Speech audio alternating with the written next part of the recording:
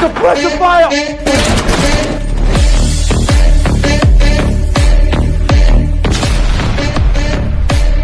Hi guys, welcome to Mupadi Defense Academy. Major Mukund சீரிஸ்ல வந்து பாத்தீங்கன்னா இப்போ அடுத்ததான் வந்து ஜிகே டாபிக். ஓகேவா? இதுல ஒரு 15 क्वेश्चन இருக்கு. அந்த 15 क्वेश्चन இப்போ நம்ம டிஸ்கஸ் பண்ணுவோம். சரியா? ஃபர்ஸ்ட் क्वेश्चन பாருங்க. லோக்சபாவின் முதல் சபாநாயகர் யார் அப்படி சொல்லிட்டு கேக்குறாங்க. ஓகேவா? அதாவது முதல் சபாநாயகர் அப்படி வந்து பாத்தீங்கன்னா நம்ம சுதந்திர இந்தியாவின் முதல் சபாநாயகர் யார் அப்படி வந்து பாத்தீங்கன்னா ஆப்ஷன் ஏ ஜிவி மௌலாங்கர். ஓகேவா? இவர் தான் வந்து பாத்தீங்கன்னா சுதந்திர இந்தியாவின் முதல் லோக்சபாவின் சபாநாயகர் அப்படின்னு சொல்லிட்டு படிக்கிறோம். இதுல இப்ப கரண்டா இருக்கிறவர் யாரு அப்படின்னு வந்து கேட்டா நமக்கு தெரியும் ஓம் பிர்லா அப்படின்னு சொல்லிட்டு 2014 இருந்து பிஜேபி ஆட்சி வந்ததுல இருந்து 2014 to 24 அப்புறம் இப்ப இன்கும்பன்ட் கண்டினியூ பண்ணிட்டு இருக்காரு. ஓகேவா? இன்னும் கண்டினியூ பண்ணிட்டு இருக்காரு இந்த பீரியட்லயும். இப்ப சாரி 2014 இல்ல 2019 இருந்து இப்ப ரெண்டாவது முறையா கண்டினியூ பண்ணிட்டு இருக்காரு. இப்ப முதல் பெண் சபாநாயகர் யார் அப்படி சொல்லிட்டு கேட்டாங்க அப்படின்னா மீரா குமார். முதல் பெண் சபாநாயகர் யார் அப்படின்னு கேட்டா மீரா குமார். ஓகேவா?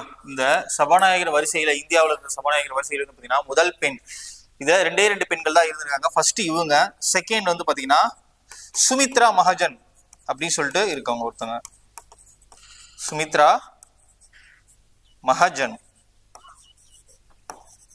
அப்படின்னு இந்த வரிசையில ரெண்டு பெண்கள் தான் சபாநாயகராக இருந்திருக்காங்க.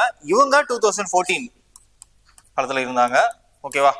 சரி, இப்ப அடுத்து என்ன கேள்வி அப்படின்னா உங்களுக்கு ஓம் பிர்லா வந்து இப்ப கரண்டா இருக்காரு அப்படின்னு சொல்லிட்டு உங்களுக்கு தெரியும். ஓகேவா? இப்ப இவரு 2 பீரியடா சபாநாயகரா இருக்காரு. எந்தெந்த பீரியட் நான் ஃபார் எக்ஸாம்பிளுக்கு என்ன கேட்கிறேன் அப்படின்னா 18th லோக்சபா, 18வது லோக்சபா, 17வது லோக்சபா அப்படின்னு சொல்றாங்கல்ல. அப்ப இவரு எந்த லோக்சபாவுக்கு தலைவரா இருந்திருக்காரு? ரெண்டு லோக்சபைக்கு. ஓகேவா? அத கமெண்ட் செக்ஷன்ல சொல்லுங்க. சரியா? அடுத்து ரெண்டாவது क्वेश्चन பாருங்க.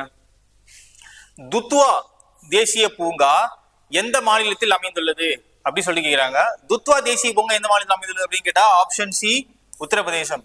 இந்த தேசிய பூங்கா அப்புறம் வந்து பாத்தீங்கன்னா உயிர்கோள காப்பகம் இதெல்லாம் வந்து பாத்தீங்கன்னா இந்த டான்ஸ் ஃபார்ம்ஸ், லாங்குவேஜஸ் இதெல்லாம் வந்து ஸ்ட்ராட்டஜிக்கல மேஜரா கேட்கிற கொஸ்டின்ஸ். ஓகேவா?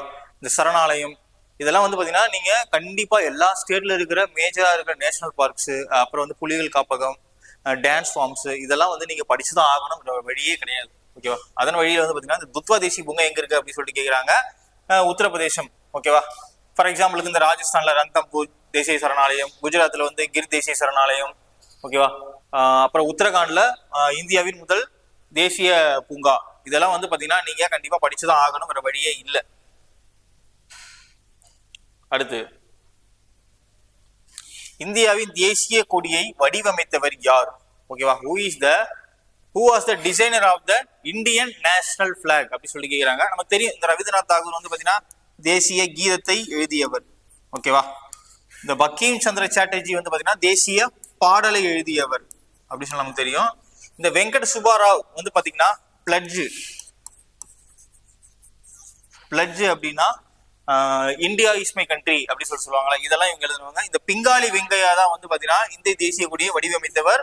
உங்களுக்கான கொஸ்டின் என்ன அப்படின்னு பாத்தீங்கன்னா நம்ம இந்தியாவிற்கான தேசிய கொடியை எந்த இடத்துல வடிவமைச்சாங்க அப்படிங்கிறத நெய்தார்கள் அப்படி சொல்லிட்டு நீங்க கமெண்ட் செக்ஷன்ல சொல்லுங்க. சரியா? அடுத்து Santosh trophy is related to which sport அப்படி சொல்லிட்டு கேக்குறாங்க. இந்த மாதிரி ஸ்போர்ட்ஸ் ஆன ரிலேட்டடான நிறைய கொஸ்டின்ஸ் வந்து கேட்க ஆரம்பிக்கிறாங்க. ஃபார் எக்ஸாம்பிளுக்கு எப்படி சொல்லலாம் அப்படின்னா இந்த LBW, லாபி இதெல்லாம் வந்து எந்த விளையாட்டுடன் தொடர்புடையது, லவ் அப்படிங்கிறதெல்லாம் வந்து பாத்தீங்கன்னா இந்த சில டேர்ம்ஸ் எல்லாம் வந்து இண்டிகேட் பண்ணிட்டு இதை மென்ஷன் பண்ணிட்டு இது எந்த விளையாட்டுடன் தொடர்புடையது அப்படி சொல்லிட்டு கேட்பாங்க. சரிங்களா? அந்த மாதிரி சந்தோஷ் கோப்பை அப்படின்னு சொல்லிட்டு இப்ப world cup T20 world cup இதெல்லாம் வந்து பாத்தீங்கன்னா கிரிக்கெட்டோட தொடர்புடையது அப்படின்னு சொல்லிட்டு நம்ம பேசுறோம். அப்ப இந்த சந்தோஷ் கோப்பை அப்படிங்கிறது எந்த விளையாட்டுடன் தொடர்புடையது அப்படின்னு சொல்லிட்டு இங்க கொஸ்டின் கேட்டிருக்காங்க. இந்த சந்தோஷ் கோப்பை வந்து பாத்தீங்கன்னா கால்பந்து, ஃபுட்பால். ஓகேவா? இந்த சந்தோஷ் அப்படிங்கிறது வந்து பாத்தீங்கன்னா ஒருத்தரோட பேர் அப்படிங்கிறது கிடையாது. இது வந்து பேர் கிடையாது.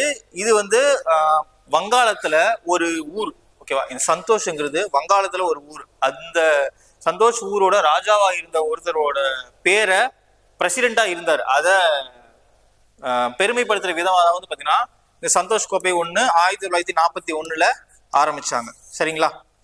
இப்ப நமக்கு அதெல்லாம் விடுங்க. சந்தோஷ் கோப்பை எதனுடன் தொடர்புடையது அப்படின்னு கேட்டாங்கன்னா நமக்கு கால்பந்து. சரியா? அடுத்து, எத்தனை கோணங்களில் பூமி தனது அச்சில் சாய்ந்து காணப்படுகிறது அப்படின்னு சொல்லிட்டு கேட்கிறாங்க. இது வந்து பாத்தீங்கன்னா ஆப்ஷன் டி. ஓகேவா? 23.5 டிகிரி வந்து பாத்தீங்கன்னா நம்ம சூரியன் வந்து சாய்ந்து காணப்படுது. ஓகேவா?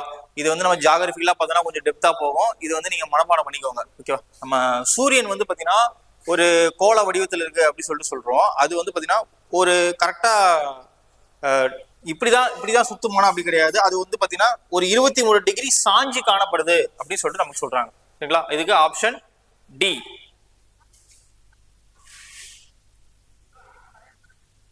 ஓகே, இங்க பாருங்க, நந்தாதேவி சிகரம் எந்த மாநிலத்தில் அமைந்துள்ளது அப்படின்னு சொல்லி கேட்கிறாங்க. உத்தரகாண்ட். சரியா? நந்தாதேவி சிகரம் உத்தரகாண்ட். நம்ம இந்தியாவில் நிறைய சிகரங்கள் காணப்படுது. ஓகேவா? ஃபார் எக்ஸாம்பிளுக்கு எவரெஸ்ட், அப்புறம் வந்து பாத்தீங்கன்னா K2, நந்தாதேவி, இந்த மாதிரிலாம் நிறைய சிகரங்கள் காணப்படுது. தொட்டபெட்டா. அந்த வரிசையில இந்த நந்தாதேவி சிகரம் எந்த மாநிலத்தில் அமைந்துள்ளது அப்படின்னு சொல்லி கேட்கிறாங்க. உத்தரகாண்ட். சரியா? சிகரங்கள்லாம் கண்டிப்பா தெரியணுங்க. அடுத்து, அசாம் மாநிலத்தின் பிரம்மபுத்திரா ஆற்றில் அமைந்துள்ள உலகின் மிகப்பெரிய ஆற்றடை தீவு அப்படி சொல்லி கேட்கிறாங்க. ஆற்றடை தீவுல உலகிலேயே மிகப்பெரிய ஆற்றடை தீவு எது அப்படின்னு கேட்டா இந்த மஜூலி தீவு தான். ஓகேவா? இது எங்க இருக்குன்னு சொல்லிட்டு நம்ம கொஸ்டின்ல சொல்லியிருக்காங்க, அசாம். சரிங்களா? இந்த உமநந்தா தீவு வந்து பாத்தீங்கன்னா இதே அசாம்ல தான் இருக்கு. ஆனா இதை விட இது இதை விட இது ரொம்ப பெருசு அப்படிங்கிறதுனால இதை சின்னதா காட்டுறாங்க. ஃபார் எக்ஸாம்பிளுக்கு இது வந்து பாத்தீங்கன்னா 1250 ஸ்கொயர் கிலோமீட்டர் அப்போதைக்கு இருந்துச்சான். இப்ப மண்ணரிப்பின் காரணமாக அது மண்ணை அரிச்சு என்ன ஆயிடுச்சு அப்படின்னா என்ன சொல்றாங்க, இப்போதைக்கு 500 to 600 ஸ்கொயர் கிலோமீட்டர் தான் அது இருக்கு அப்படின்னு சொல்லிட்டு சொல்றாங்க. சரிங்களா?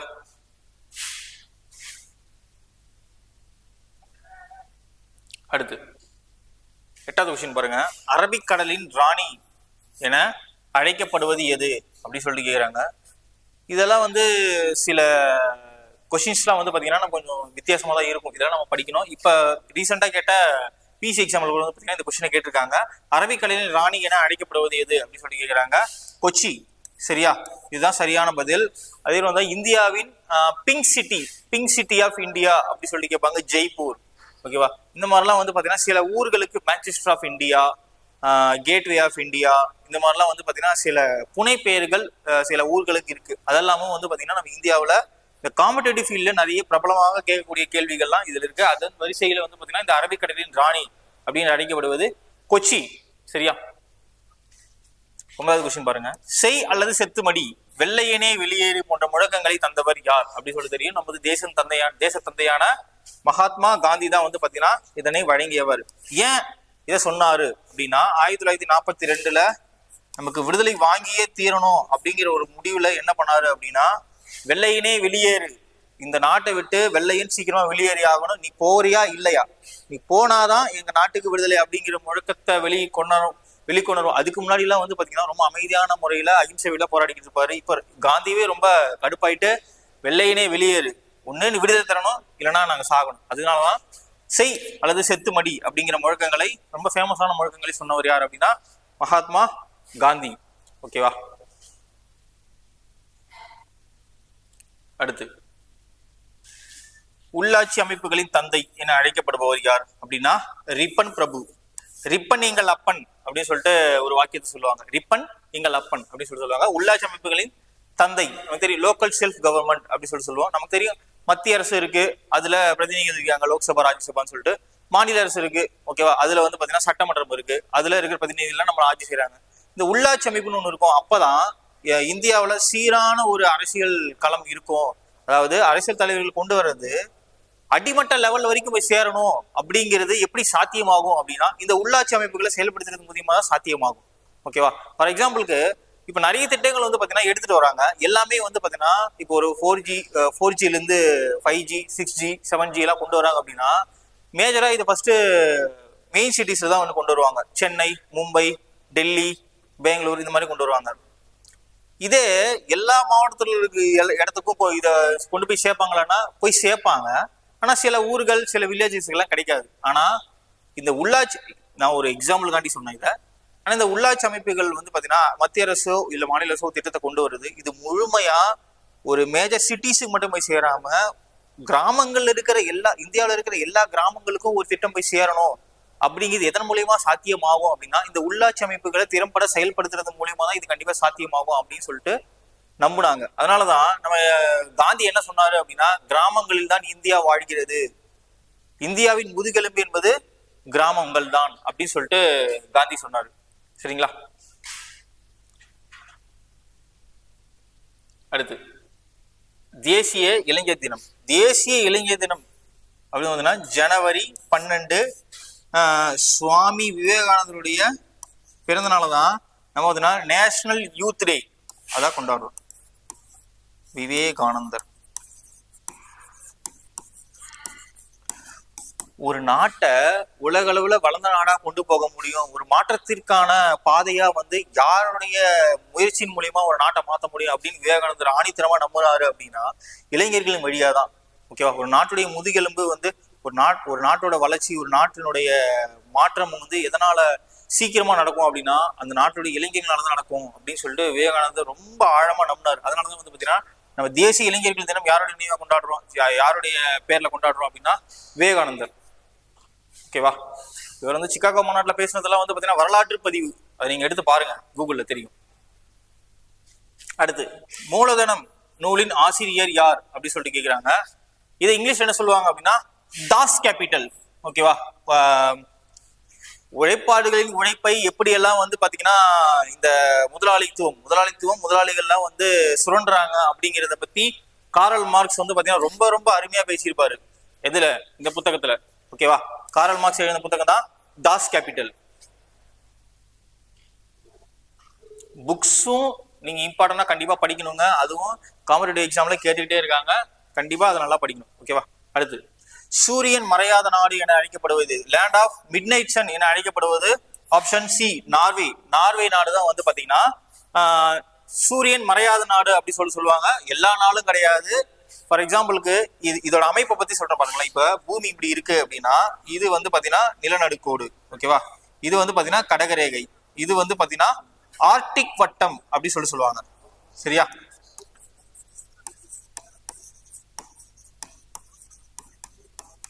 ஆர்டிக் வட்டம். இது தெரியும் உங்களுக்கு. இது என்ன அப்படின்னா வடதுருவம். அப்படியே இது வடதுருவம் அப்படின்னா இது என்னவாதான் இருக்க போகுது? இது தென் துருவம். ஓகேவா? அதே மாதிரி இது மகர ரேகை, இது அண்டார்டிக் வட்டம். ஓகேவா? இந்த மாதிரி இருக்கு இல்லையா? இதுல இந்த ஆர்டிக் வட்டத்துக்கு மேல இருக்கிற கடைசி நாடு தான் இந்த நார்வே அப்படி சொல்றாங்க. இது சில நேரத்துல என்ன ஆகும் அப்படின்னா இது பூமி வந்து 23 டிகிரி டில்ட் ஆகி சூரியனை சுத்தி வருது இல்லையா?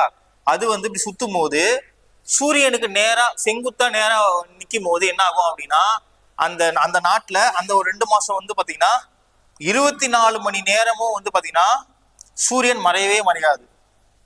அந்த 24 மணி நேரமும் அந்த நார்வேல சூரியன் மறையவே மறையாது, கிட்டத்தட்ட ஒரு 1.5 மாசம் 2 மாசத்துக்கு. ஓகேவா? இதைத்தான் என்ன சொல்றாங்க அப்படின்னா land of midnight sun அப்படி சொல்றாங்க. அதுக்குன்னு அந்த நாட்டுல இரவே வராதா அப்படிலாம் அப்படி கிடையாது. இந்த பூமி சுழற்சியின் காரணமாக அதுக்கு நேரம் அமையும் போது அந்த 6 மாசம் அப்படி இருக்கும். இன்னொரு 6 மாசம் சூரியன் உதிச்சுக்கிட்டே இருக்கும். இன்னொரு 6 மாசம் சூரியன் மறையவே மறையாது. இந்த மாதிரி சிச்சுவேஷன்ஸ் நடக்கும். இதுதான் அப்படி சொல்றாங்க. அதாவது land of midnight sun அப்படிங்கிறது வந்து பாத்தீங்கன்னா நார்வே. ஓகேவா?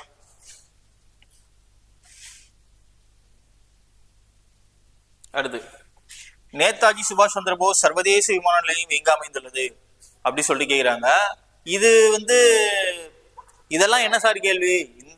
இதெல்லாம் நம்ம படிக்கணுமா அப்படிங்கிற கண்டிப்பா படிச்சுதான் ஆகணும். ஏன் அப்படின்னா நம்ம நாட்டுல நிறைய விமான நிலையங்கள் இருக்கு, சர்வதேச விமான நிலையம், இன்டர்நேஷனல் ஏர்போர்ட் அப்படின்னு சொல்லுவாங்க. இதெல்லாம் வந்து பாத்தீங்கன்னா நேஷனல் லீடர்ஸ், அதாவது ஒண்ணு தேசிய தலைவர்கள் இல்ல அந்த மாநிலத்துல திறம்பட செயல்பட்ட தலைவர்கள், வரலாற்று பின்னணியில செயல்பட்ட தலைவர்களுக்கு வந்து பாத்தீங்கன்னா பெருமை சேர்க்கிற விதமா இந்த இன்டர்நேஷனல் ஏர்போர்ட்டுக்குலாம் வந்து பாத்தீங்கன்னா பெயர்களை சூட்டுவாங்க. ஃபார் எக்ஸாம்பிளுக்கு நம்ம தமிழ்நாட்டில் இருக்கிற சென்னை இன்டர்நேஷனல் ஏர்போர்ட்டுக்கு வந்து பாத்தீங்கன்னா இன்டர்நேஷனல் ஏர்போர்ட்டுக்கு வந்து பாத்தீங்கன்னா அறிஞர் அண்ணா இன்டர்நேஷனல் ஏர்போர்ட் அப்படி சொல்லுவாங்க. டொமஸ்டிக் ஏர்போர்ட், அதாவது உள்நாட்டு விமான நிலையத்துக்கு வந்து பாத்தீங்கன்னா காமராஜர் உள்நாட்டு விமான நிலையம் அப்படி சொல்லுவாங்க. அந்த மாதிரி நிறைய தலைவரோட பெரிய இன்டர்நேஷனல் ஏர்போர்ட்டுக்கு வைக்கிறாங்க. அது எந்தெந்த தலைவர்களுக்கு எந்தெந்த ஊர்ல பேர் வச்சிருக்காங்க அப்படி சொல்லிட்டு கண்டிப்பா படிச்சுதான் ஆகணும். சரியா? நேதாஜி சுபாஷ் சந்திர போஸ் சர்வதேச விமான நிலையம் எங்க இருக்கு அப்படின்னு பாத்தீங்கன்னா கொல்கத்தால இருக்கு. இதை CCU அப்படி சொல்லுவாங்க. மும்பைல வந்து பாத்தீங்கன்னா சத்ரபதி சிவாஜி சர்வதேச விமான நிலையம் அப்படின்னு சொல்லுவாங்க. ஹைதராபாத்ல ராஜீவ் காந்தி சர்வதேச விமான நிலையம் அப்படின்னு சொல்லுவாங்க. ஓகேவா. ராஞ்சிலையும் ஒரு தடவை விமான நிலையம் இருக்கு, அவர் வந்து நான் மறந்துட்டேன். சரிங்களா. இந்த மாதிரி டெல்லியில வந்து பாத்தீங்கன்னா இந்திரா காந்தி சர்வதேச விமான நிலையம் அப்படின்னு சொல்லிட்டு நிறைய தலைவர்களுடைய பெரிய சர்வதேச விமான நிலையத்துக்கு வச்சிருக்காங்க. இதெல்லாம் நீங்க கண்டிப்பா படிச்சுதான் ஆகணும், வேற வாய்ப்பே கிடையாது. இதெல்லாமும் நீங்க தெரிஞ்சிருக்கணும் அப்படின்னு சொல்லிட்டு நம்ம காம்படிட்டிவ் ஃபீல்ட்ல கொஸ்டின் எடுக்கிறவங்க நினைக்கிறாங்களோ என்னமோ. ஏன்னா அதெல்லாம் தான் நமக்கு கொஸ்டின்ஸ்ல ரிப்பீட் ஆகுது. சரியா. நான் ஃபர்ஸ்ட்லேயே சொன்ன மாதிரி டான்ஸ் ஃபார்ம்ஸ், அதாவது ஒவ்வொரு மாநிலத்துக்குன்னு சில டான்ஸ் ஃபார்ம்ஸ் இருக்கு. ஃபார் எக்ஸாம்பிளுக்கு சொல்லணும் அப்படின்னா நம்ம தமிழ்நாட்டில் பரதநாட்டியம் இருக்கா, கோலாட்டம் இருக்கா, மயிலாட்டம் இருக்கா, இதெல்லாம் நம்ம தமிழ்நாட்டுடைய டான்ஸ் ஃபார்ம்ஸ். ஓகேவா. அந்த மாதிரி கேரளாவுக்கு கதகளி இருக்கு, ஆந்திராவுக்கு குச்சிப்புடி இருக்கு. இந்த மாதிரி நம்ம தெரிஞ்ச பக்கத்து மாநிலங்கள்லாம் நம்ம படிச்சிருக்கோம். இது மாதிரி இந்தியா ஃபுல்லா இருக்கிற மாநிலங்களுக்கு அவங்கவுங்க மாநிலத்தோட டான்ஸ் ஃபார்ம்ஸ் இருக்கும் இல்லையா. ஒண்ணுதான் இருக்கும்னு கிடையாது, நிறைய இருக்கும். ஓகேவா. இதெல்லாமும் கொஸ்டின்ஸ்ல கேட்கிறாங்க. அதன் வரிசையில இந்த ராஸ்லீலா அப்படிங்கிறது எந்த மாநிலத்தினுடைய நடன வடிவம் அப்படின்னு சொல்லி கேட்கிறாங்க. ராசலீலாங்கிறது உத்தரப்பிரதேஷ். சரியா. இந்த மாதிரி நிறைய மாநிலங்களுடைய டான்ஸ் ஃபார்ம்ஸ் நீங்க படிக்கணும். இப்ப அசாம் வந்து பாத்தீங்கன்னா அசாம் பிஹு அப்படின்னு சொல்லுவாங்க. ராஜஸ்தான் பஞ்சாப் பங்க்ரான்னு நினைக்கிறேன். ஓகேவா. இந்த மாதிரி நிறைய மாநிலங்களோட டான்ஸ் ஃபார்ம்ஸை நீங்க கண்டிப்பா படிச்சுதான் ஆகணும். சரியா. வீடியோ பிடிச்சதா லைக் பண்ணுங்க. தேங்க்யூ.